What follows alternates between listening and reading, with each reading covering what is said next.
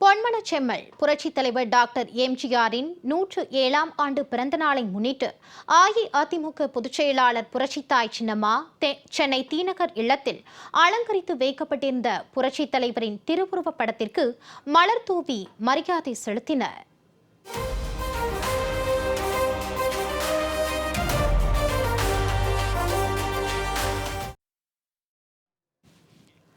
புரட்சித் தலைவர் டாக்டர் எம்ஜிஆரின் 107ஆம் ஆண்டு பிறந்தநாள் விழா தமிழகம் முழுவதும் சிறப்பாக கொண்டாடப்பட்டது. சென்னை தீநகர் இல்லத்தில் அலங்கரித்து வைக்கப்பட்டிருந்த புரட்சித் தலைவர் டாக்டர் எம்ஜிஆரின் திருவுருவப் படத்திற்கு அஇஅதிமுக பொதுச் செயலாளர் புரட்சித்தாய் சின்னம்மா மலர் தூவி மரியாதை செலுத்தினர்.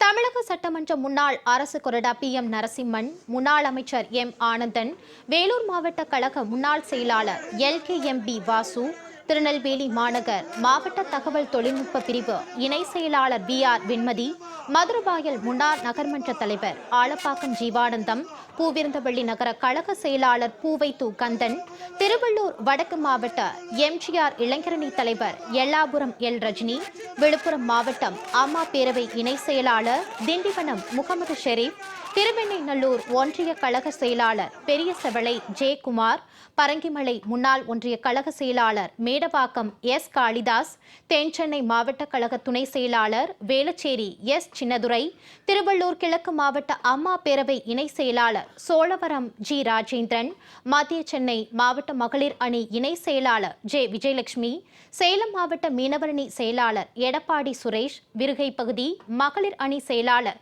ஸ்ரீதேவி பாண்டியன், செங்கல்பட்டு சங்கீதா மற்றும் திரளான கழக நிர்வாகிகளும் தொண்டர்களும் இந்நிகழ்ச்சியில் கலந்து கொண்டு புரட்சித் தலைவர் டாக்டர் எம்ஜிஆர் திருவுருவ படத்திற்கு மரியாதை செலுத்தினார்கள். நிகழ்ச்சியில் கலந்து கொண்ட அனைவருக்கும் புரட்சித்தாய் சின்னம்மா இனிப்புகள் வழங்கினர்.